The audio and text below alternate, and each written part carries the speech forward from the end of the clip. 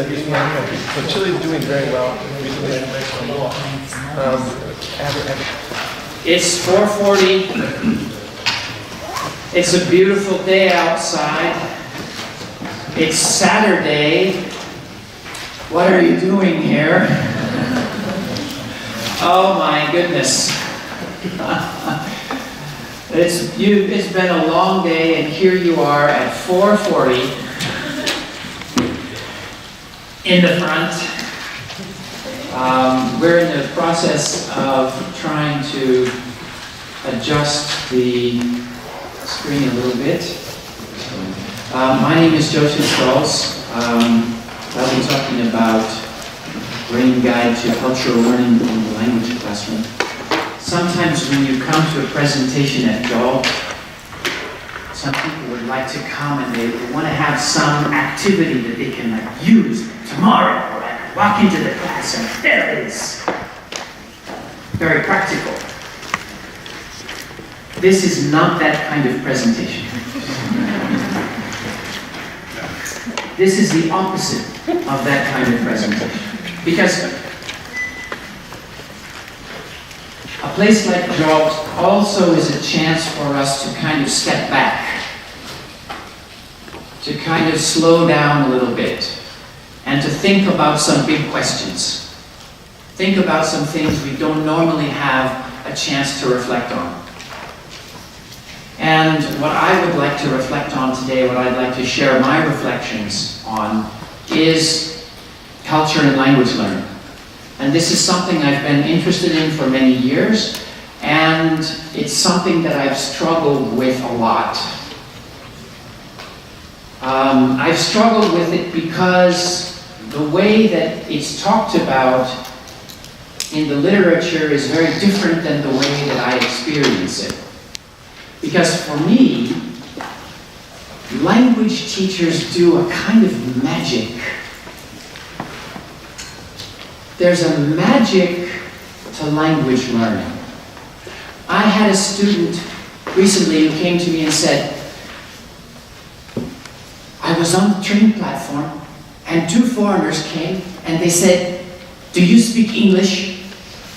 And I got confidence from doing presentations in your class. And I said, a little. And I talked to them. So I decided to go to Australia to study abroad. And she did.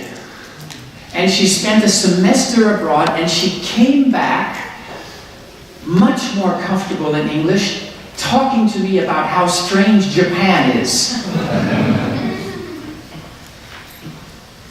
And I think about this moment on the platform where something happened inside of her, where something shifted, and she was able to be an English speaker, and that this transformed her in some way. We've all had students who say, oh, well, you know, when I speak English or language X, I feel like a different person. We've all had these experiences of the excitement. I had a student the other day, a student who's studying Japanese, and she said to me, I bought stamps in Japanese. How can this be so exciting? Language learning is transformative. It changes us in some way, or it has the possibility to change us in some way. It is magical. And if we do it well, we make that transformation easier. We make it happen. When I looked for transformation on the images of transformation on the internet, this is what I found. And I was wondering, like, is this a snail that's trying to become a dog, or is this a dog that's trying to become a snail? I think this is how I feel when I'm like a beginning language learner. This is how they feel, right? When you've got some sense of trying to become something. Now, if you want to get a sense for this with your students, here's something I recommend. Give them a piece of paper, ask them to put a circle in the middle, tell them to write me, and then say to them, this is you, where is English? Write something, make a picture, and then explain it. And this is the kind of thing that you'll get. This is one student recently. English, here's English out here, isn't that sad? English is outside of me because I'm afraid of making mistakes. I think English is very difficult because I want to speak English, but I can't speak English, so I feel bad and I don't speak English. You can feel the existential struggle. You can feel the psychology, this deep psychological movement going on here. When I was studying, here we have reaching out. Isn't this great? Reaching out. When I was studying English in the first semester, I felt English is outside of me. I don't have any confidence to speak English, but I went to the Philippines to study English. Now half is inside, and half of English is still outside. I need to practice more and more. We can feel like this process happening. Now we've all talked to students who experience this, or we have experienced this as well. And when it goes well, when this process goes well, this student talks about culture being a seed that was planted. This is the seed of English, and the flowers and trees that are growing are the customs and habits of other countries. What a beautiful metaphor. Now this is how I experienced language learning when I studied Spanish when I was 19 and I went on a homestay program. I had a part-time job. I heard people speaking Spanish. It sounded cool. It caught my interest. Junko, I was talking to you this morning about listening to Kiso Ego on NHK, and you thought the sounds were cool, and you got hooked. That's powerful. That's how I experienced language learning. So here's my dilemma. What is it that makes language learning transformational? That's a basic question that I have, because this is what I want. And I'll just share with you my thinking at this moment. That I have the sense that what makes language learning transformational is that you are learning a foreign way to be yourself. You are still yourself, but you're learning a foreign way to be yourself. And that is what makes you feel this transformation. And that, for me, is cultural learning. This idea of having a foreign way of being yourself. Now this is true in a foreign country, when something seems foreign at first, and then you do it for a while, and it starts to seem normal. What was formal, what was foreign, becomes normal in a foreign country and with a foreign language. At first it feels foreign, and then gradually it starts to feel like a more natural part of who we are. So I'm still left, though, with this basic dilemma, which is, okay, if language learning and cultural learning are so connected, like I feel they are, like it seems with my students, then why is it so hard to bring culture into the classroom? Why, until recently, was there no intercultural communication SIG at JALT? Why are there language conferences with very little discussion of culture and cultural conferences with very little discussion of language? Linguistics and anthropology are seen as different domains. If they're so closely related, then why is it so hard to bring them together in the classroom? And I think that a lot of it has to do with how we think about language learning and how we think about cultural learning, kind of the mental frameworks that we use, the mental model that we have when we try to think about what is language learning and cultural learning. Because I think this is what's typical. So this is you, and you're a language teacher, so you've got all this stuff to do, and then someone says, okay, now we want you to include culture. And you say, are you insane? The idea that culture is something to add to language teaching is fundamentally a dead end. It's fundamentally a dead end. It doesn't take us anywhere, because this idea assumes that language learning and cultural learning are different sorts of processes. Now, what is SLA? What does that stand for? Second language acquisition. What do you call that for culture? We don't have a word for that. What is this acquisition? Acquisition is like getting. You get it. You acquire vocabulary. You acquire grammatical structures. You get them. You put them into your brain.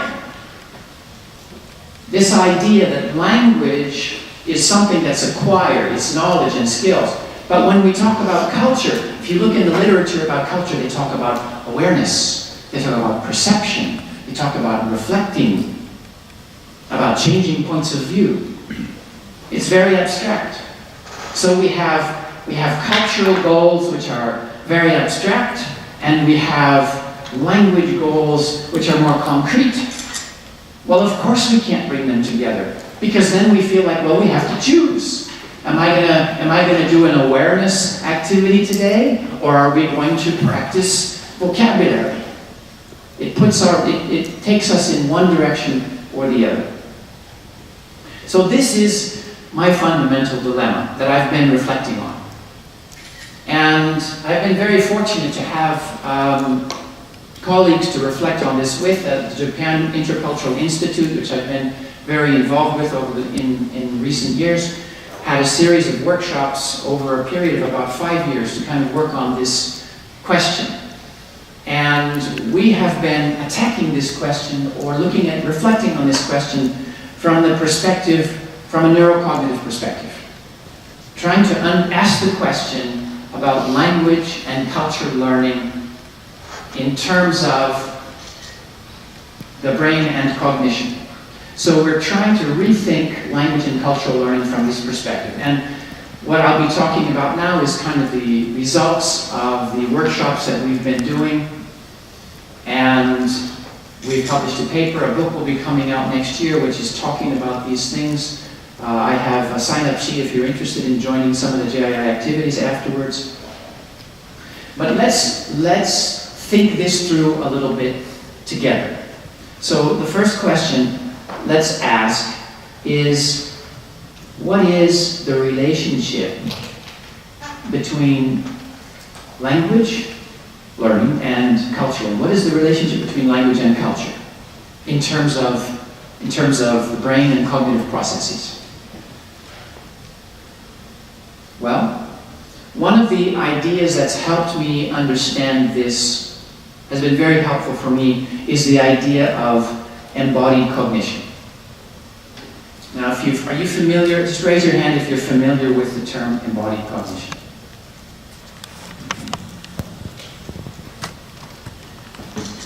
Embodied cognition is the idea that cognition, and when I say cognition are the mental processes that the brain is carrying out, in the broad sense. That cognition is not something that happens in some mental space. Cognition is related to the whole organism. And what this tells us about language and culture is that language and culture are not just ideas, they're not just symbols, they're not just concepts. Language and culture are complex, they are embodied networks of meaning. They permeate the whole organism, and they're integral to the self. Did you ever have someone criticize an idea that you had, and you go, right? We get angry if someone criticizes an idea. Why? Now that's a physical reaction, right? But an idea doesn't exist. An idea is just a thought. yet somehow we feel it in our body. If I say vomit, you react to that word with your whole body. Language is not simply a set of concepts or symbols or ideas.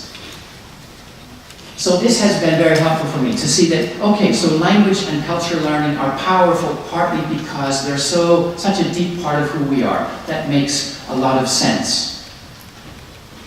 And there's another line of research that's been very helpful for me, and that is embodied simulation theory. So raise your hand if you've heard of embodied simulation theory. All right. This book is called Louder Than Words, Benjamin Bergen. He's a neurolinguist in San Diego. And embodied simulation theory basically says that when our brain is producing linguistic meaning, it is not manipulating symbols. What it's doing, it is creating a simulation of experience. Now, to give you, what does that mean? Here's a sentence. My dog jumped over the pool. Okay, turn to the person next to you and tell them, when you saw this sentence, what kind of dog was in your mind. Go.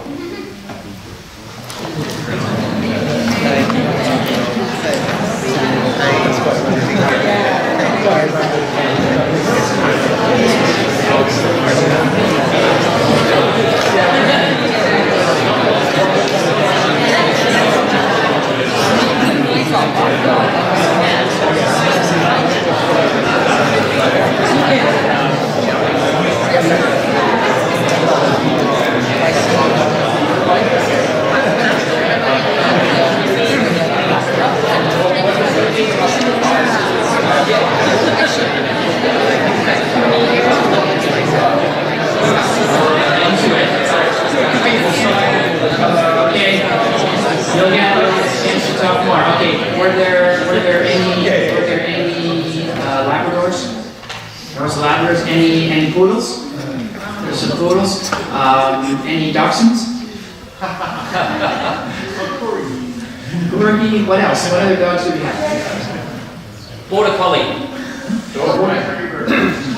Dalmatian. Wow. Okay, so what does this tell us? You know your dogs. You know what it tells you? You know your dogs. No, that's right. That your understanding of dog, when you see dog, your understanding of dog comes from your experience. Language is rooted in experience. So that's why when you say my dog jumped over the pool, wow, amazing. Not really.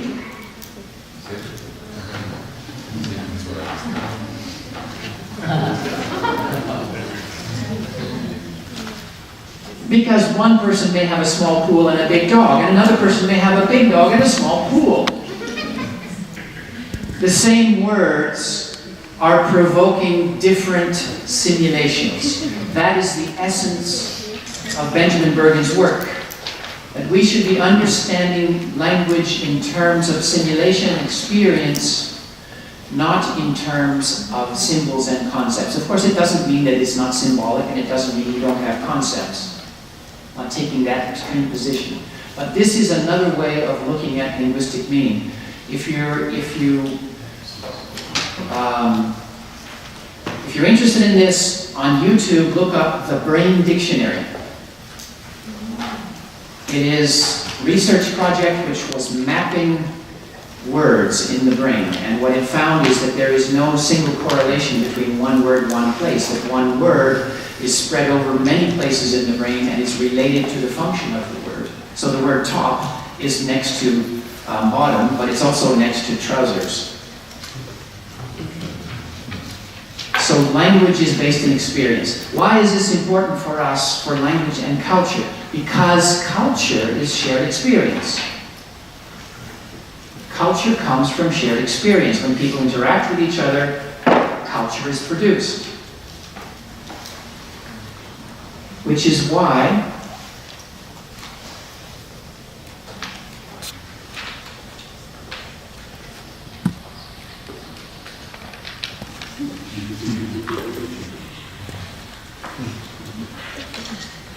I had soup. Now, in Japanese, you don't eat soup, you drink soup. In English, you eat soup. Why do you drink soup in Japanese and eat soup in English? Well, because the experience of soup in English and Japanese is different. So here we have the same word with different simulations, different sets of meaning that are coming out. So linguistic meaning is produced through a process of embodied mental simulation, and embodied simulation reflects the lived experience of the individual. Okay, let's go one step further. How was your weekend? Well, Sunday was the 4th of July.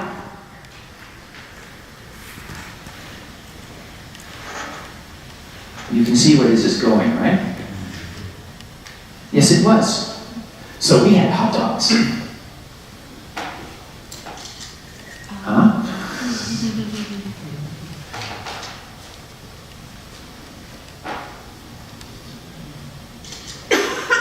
The 4th of July is Independence Day in the United States. It's not July 4th. There's a difference between the 4th of July and July 4th. This is July 4th. This is the 4th of July. If you say to an American the 4th of July, the image that comes to their mind is fireworks, hot dogs, picnics. That is the 4th of July. As in Japanese, if you say Oshogatsu, Oshogatsu is not just the 1st of January.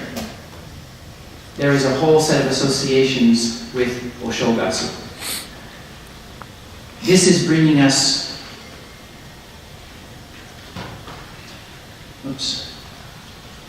to an understanding that linguistic meaning reflects shared cultural experience.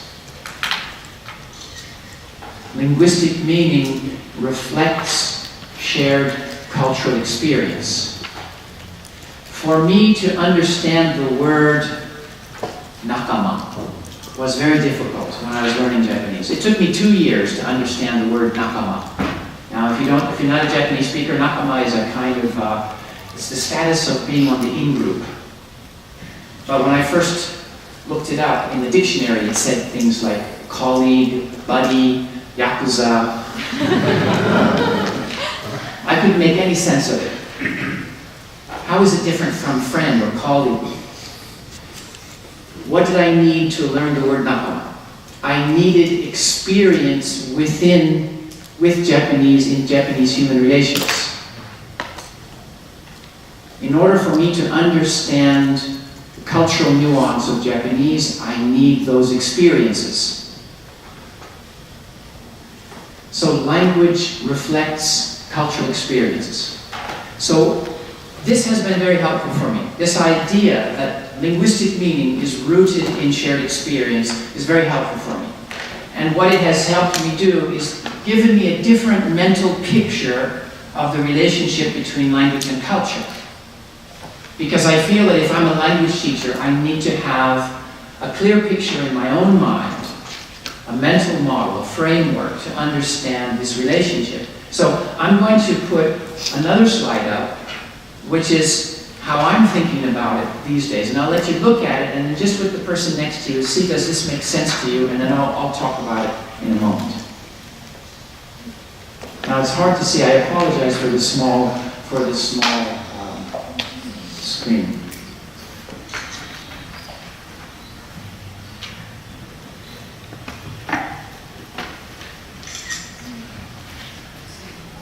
I'll read these off, it's hard to read. So at the top is language, at the bottom is deep culture, words, sounds, sentences, structures, ideas, fluency, intuitive understanding, experience, deep culture.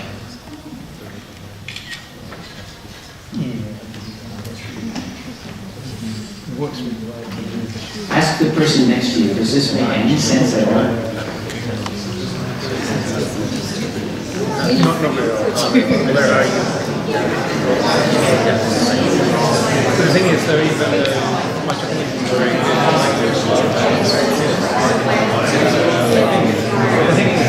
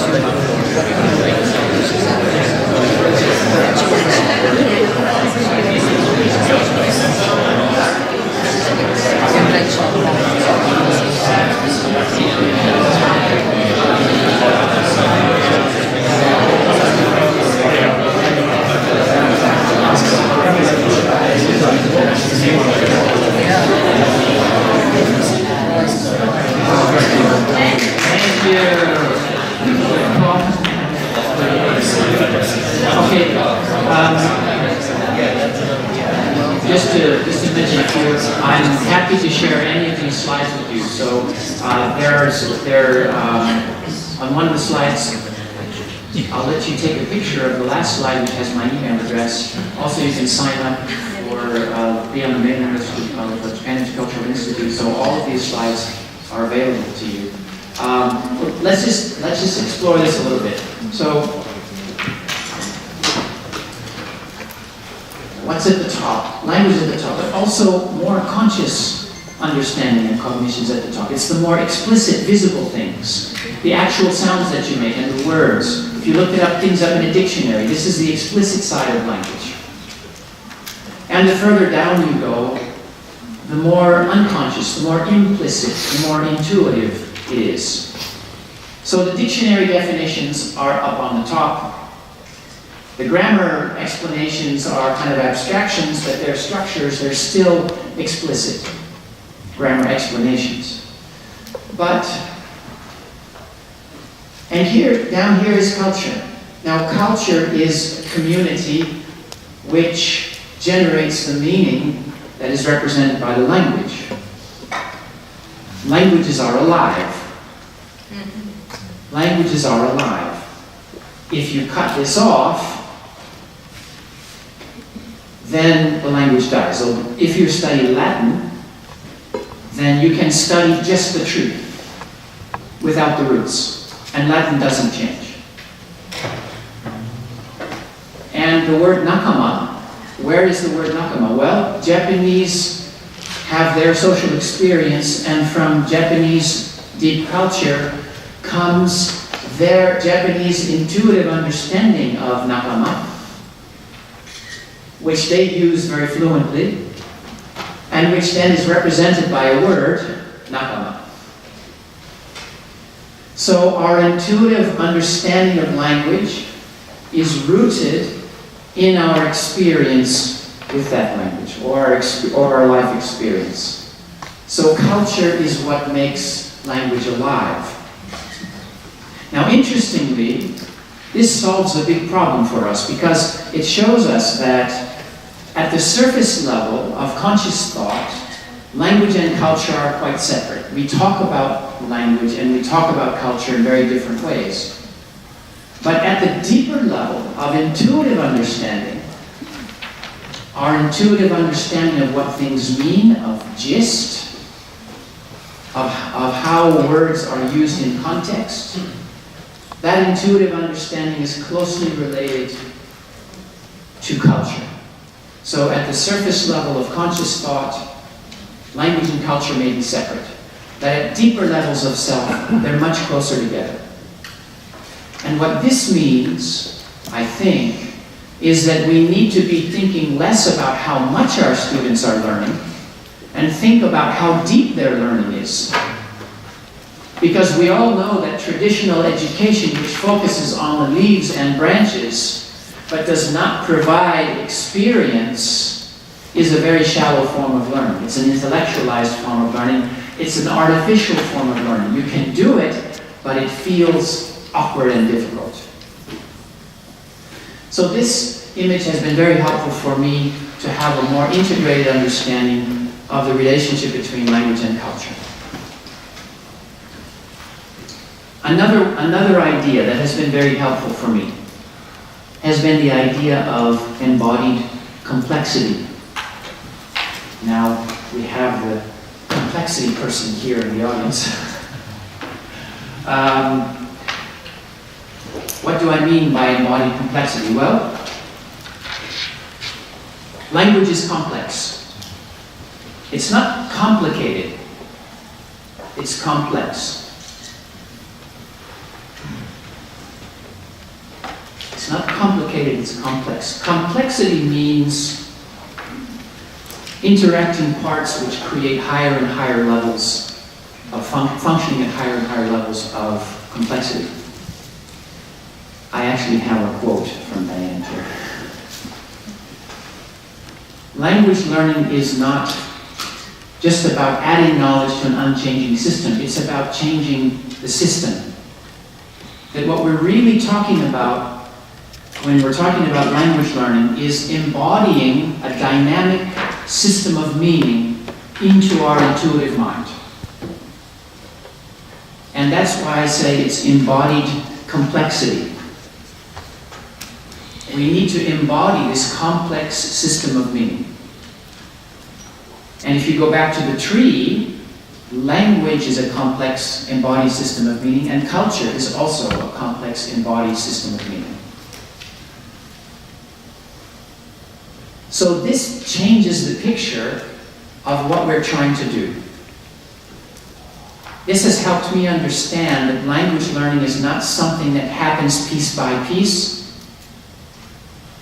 that just builds up over time like bricks, that we need to internalize, to embody a system which then needs to function dynamically within us. That's what fluency is, when it starts to work effortlessly. So this, again, creates a very different picture of what language learning is.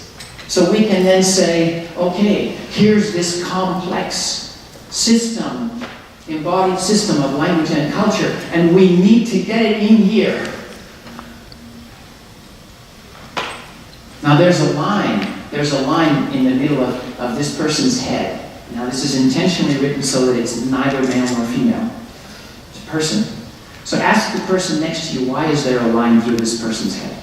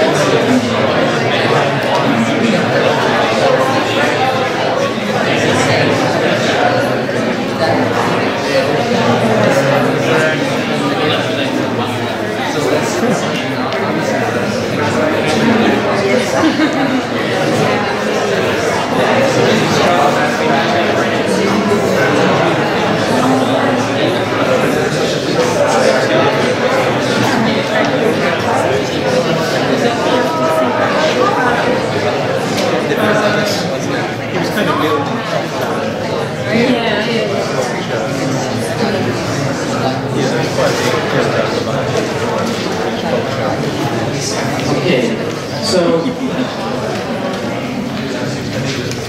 if you're interested in the technical terminology, some people like the technical terminology, look up dual processing models of cognition.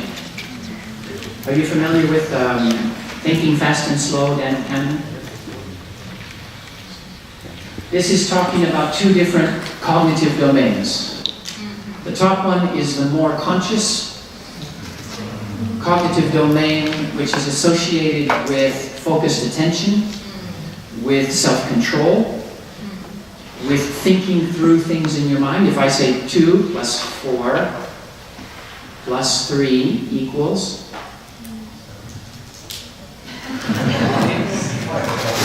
2 plus 4 plus 3. Okay. Now, how did you do that? You did that by manipulating these images in your mind. You can kind of see the 2 and the 4 and the 3. That's the attentive mind, what I call the attentive mind. It has different people call it different things. The bottom half is sometimes called the cognitive unconscious. It's sometimes called the intuitive mind, the adaptive unconscious. Different people call it different things. But it is the intuitive side of it's kind of our autopilot of everyday life. It's the autopilot of everyday life. And the reason that I put it there is because, well, we know that we have these hidden, these deeper cultural and linguistic patterns, these intuitive patterns, and we know that we have these also explicit patterns. Well, we need to get it all in there. We need to get language and culture down here. That's what embodiment is. We need to get it down there, and that means that we need both our conscious, paying attention mind, and we also need the intuitive mind to be engaged. Okay, teacher pedagogy question. Why did I ask you what the line was instead of telling me?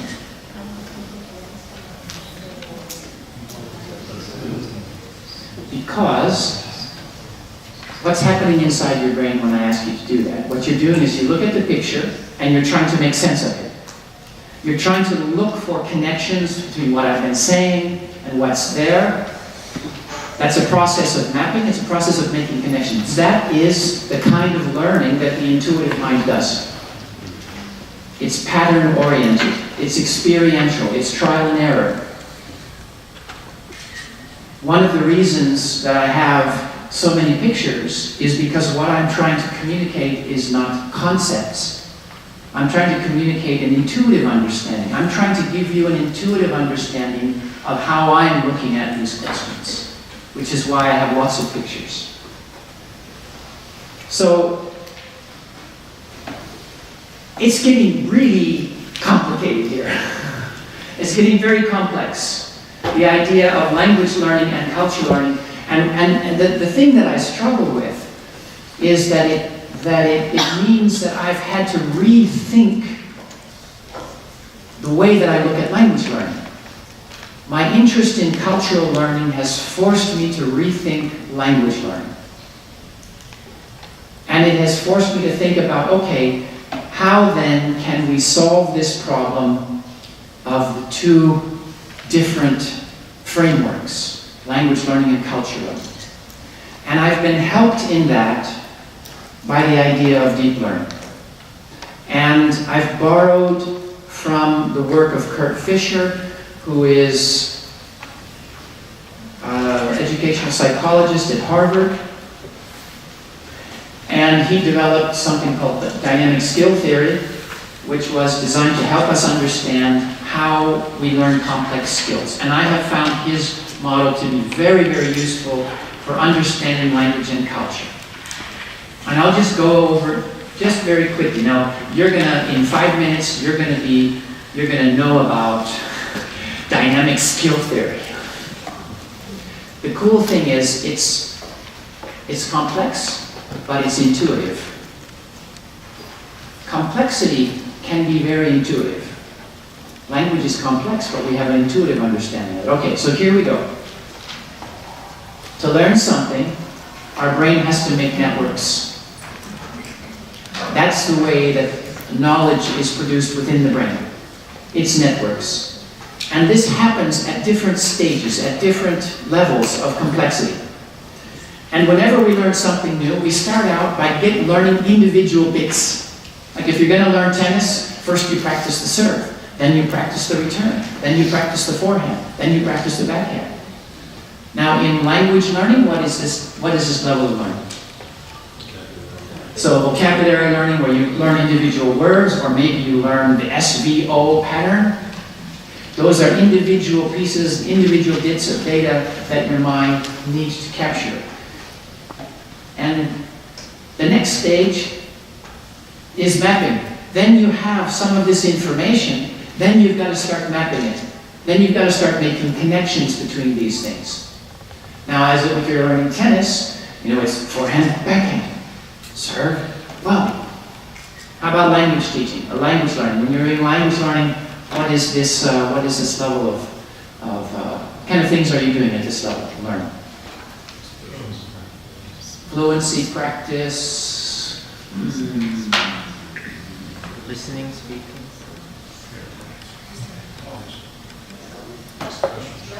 Drills. I'm trying to get you to think, right? Expressions and role plays. Expressions, role plays. There's no single definition. The point is that you're making connections between different pieces of knowledge. Now, a very typical example would be you've learned some vocabulary words and you've learned some structures, some grammatical structures, and you kind of put them together. That kind of mapping process where you're taking, but it could also be where you're listening to something and you're looking at it on the page. So you're making a connection between the sound and the word as it's written. So you're mapping these different things together. And this is a very long process that language learners go through. At the next level, big change. At a certain moment, and you know this as language learners, there are certain moments where things just kind of come together. Or when your students, when they've been supported just right and they suddenly lose themselves in communication and they suddenly gain all this fluency. When things come together in this way, it's because they're working at a more systematic level. It's functioning as a dynamic system. Now this obviously, you may get this for a few minutes and then lose it again. This is not something that once you have it, you have it forever. It's very domain specific. You may be able to be fluent talking about one thing but not something else. But the key is to understand that there's a shift that goes on in our minds when these things come together. And this is a process of emergence. Things that come together in a self-organizing way.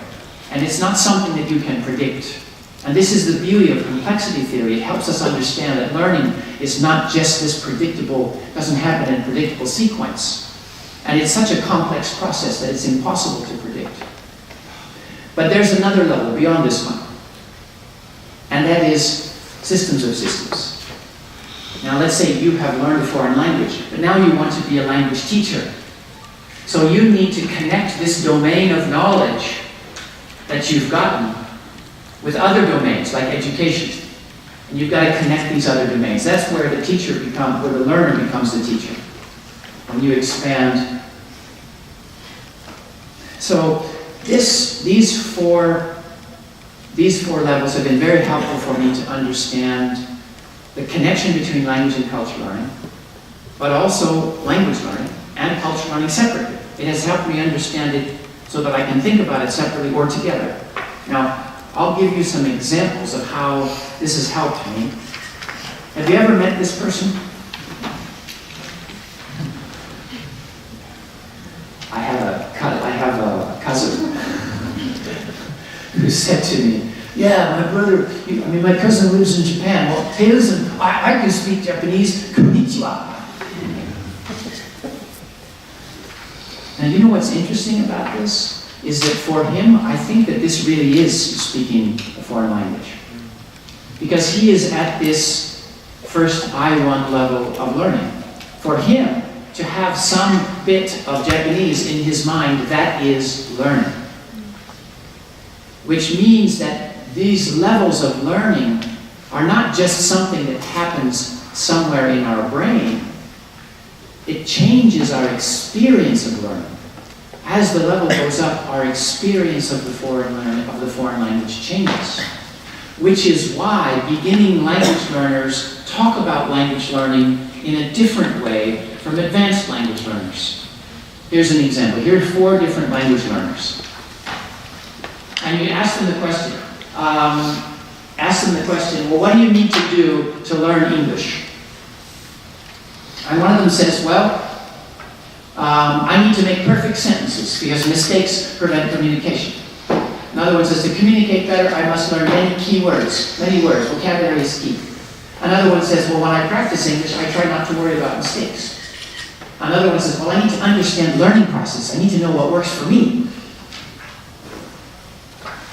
Which of these, can you rank these learners from beginner to advanced? Ask the person next to you. This is Juna, Milpo, Burke, and Gilman.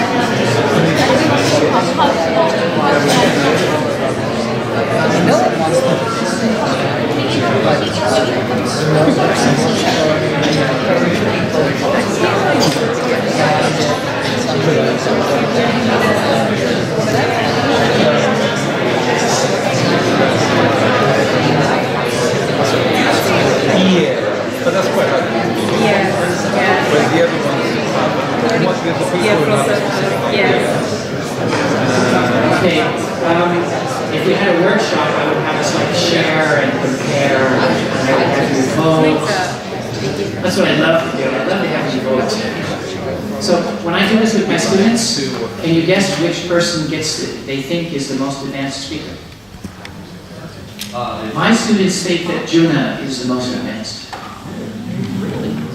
Because for them, being good at English means knowing lots of words. But it also means that they really have not progressed very far in terms of the complexity of their learning. So one way that we can map these is, this is, I need to remember words and phrases. This is encountering. You're acquiring information. It's language as facts, as a set of facts. And that's how we experience it. And then we need to get our students, I need to understand the rules and make perfect sentences. This is the mapping process, where there's a focus on form. They're mapping the system. They're mapping the system. And there's more concern for accuracy, making sure that you understand the system. Then there's this big challenging line between here and here, where students stop thinking so much about making perfect sentences, and things start to come together. And they start to gain some fluency, and they're focused on meaning. So notice this, focus on form, focused on meaning. Because here they're using the attentive mind in order to consciously put things together. Here, it's more internalized. It's more embodied. It's more transformation. This is where the transformation really starts to happen. This is where you start to feel like I'm an English speaker. It really feels like part of me. And this is also the part where it becomes creative. And this is also where you start to be able to express who you are in this foreign way.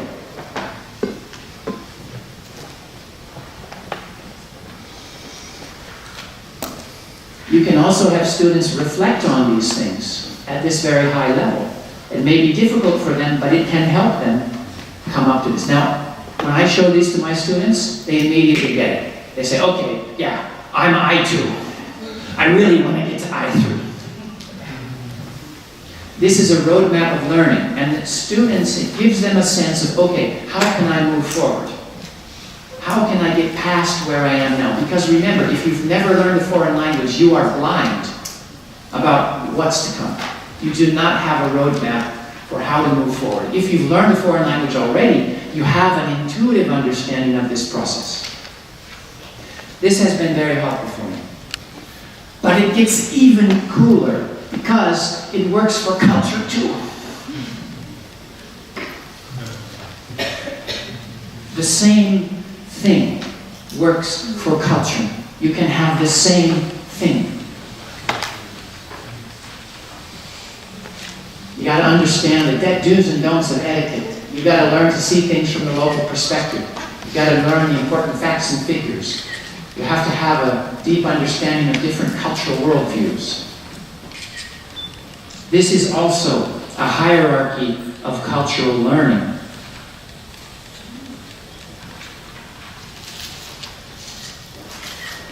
Yeah, people in Japan bow. It's a fact. They eat rice.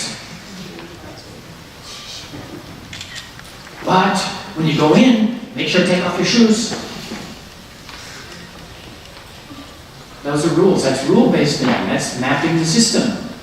Same thing as with language. You're mapping the system. You're trying to figure out how things work. But it's still cause and effect. It's still mechanical. It's still limited.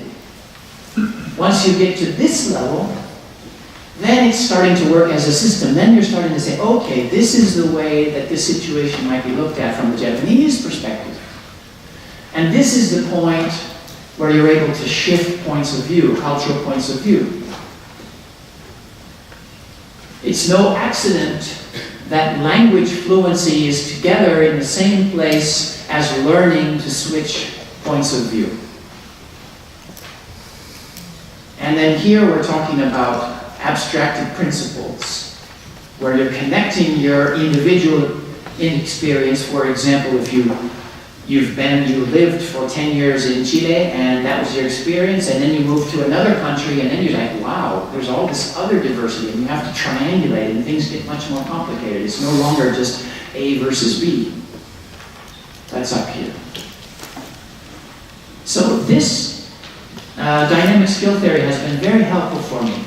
And so I kind of tried to get everything down into one slide that has both language and culture in one single framework. And this is the networks that's happening in the brain. And what's that on the top? What are those circles on the top? That's how it feels. That's how it feels from the learner's perspective. This is a phenomenological model. It looks at how learning is experienced from the point of view of the learner. At the beginning, it feels like a foreign thing is invading you. I really believe language learning and cultural learning is not a neutral process. It is an invasion. You have to deal with these demands. Come into my classroom. Here is what you have to do. Well, of course, students resist. They're not demotivated, they are resisting. My presentation tomorrow is about resistance. If you're interested in this one here, come and talk about resistance. Because I believe that when you try and adjust things at such deep levels of self, it either provokes engagement, it's either interesting, or else it provokes resistance. There's no neutral ground here.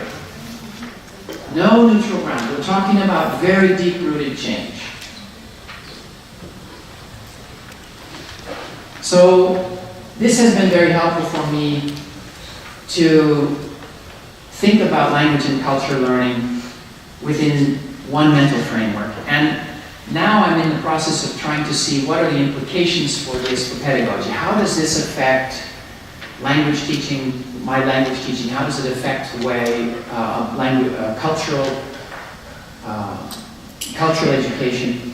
I think if I have to put everything down into one simple statement, I would say that language learning is cultural.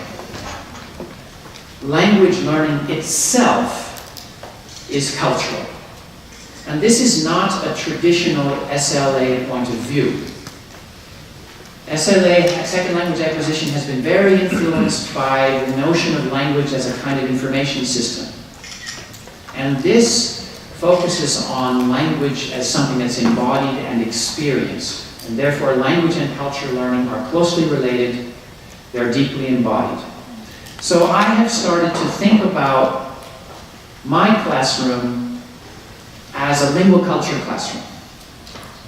And this word lingual culture is Some people use it to emphasize this idea that language and culture are not separate things, they're part of a larger whole. And the idea of the lingual culture classroom is that when a student opens the door and comes into your classroom, they are stepping into an intercultural environment that you are managing. And you are the one who is mediating their intercultural experience. Now, when I say intercultural, what I mean is foreign. It is a foreign language. And that means foreign ways of thinking and acting have to be embodied. It's the foreignness which makes it cultural. And that our job as language teachers is to, first of all, recognize the deeply psychological, deeply transformative nature of language learning. This makes us responsible for the whole learner. It makes us responsible for managing our classroom environment as an ecosystem of learning.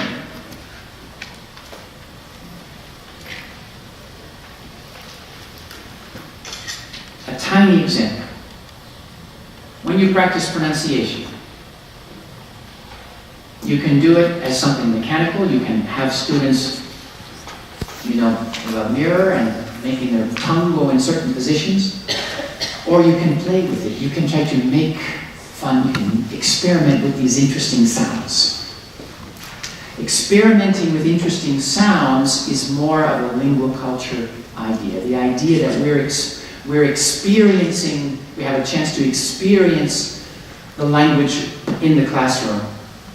When your students give a presentation, what's the goal of the presentation? Well, that is preparation for an intercultural encounter. If your students can gain some confidence expressing who they are in front of their friends, then they're going to be more ready to walk into Starbucks in Manhattan. That being yourself in the foreign language is something you can do in the classroom. And giving learners a chance to be themselves using the foreign language brings language and culture learning together. Now, I haven't talked at all about what if you want to focus on culture in particular. That has to be another presentation.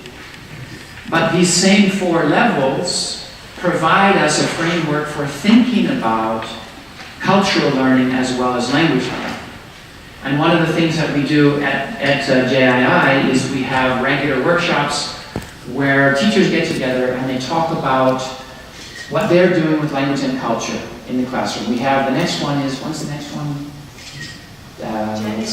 January 11th, 11th or 12th. So if you're interested in exploring this, now I've been exploring these ideas at JII for several years now. And if you're interested in learning more about it, then just put your name and email address on this sign-up sheet, or else just drop your business card here. And there are a couple of sign-up sheets over here as well. And we'll put you on the mailing list. There will be a book. I've written an article about this idea that this 4-step model is what I call the developmental model of lingual culture learning. If you're interested in an academic article about that, I can send that to you. So I think I have a slide with my email address. This slide has my email address. So please take a picture, just in case you might want it. Send me an email and I'll send you a copy of an article which talks about this theory in more academic terms. I'm working on a book, it'll be coming out next year. This has been, our time is just about up. I wanted to thank you in particular because I have been thinking about these things for a number of years. And I really appreciate the chance to share with you what I've been exploring, because I'm sure that all of you have found ways to make language learning deeper, to make it more experiential. to create the kind of environment we're talking about in the language classroom. This is not something, good language teaching is intercultural, I believe. And we all find our own ways to do that. But I hope that this has provided you with some ways, new ways to think about what you're doing, and hopefully that will stimulate you creatively. As I said, we're here not today to give you activities, but to think a little bit more deeply about some basic questions. So I'd be very happy to talk to you, to get an email from you, or to see you at a JII event. So thank you very much.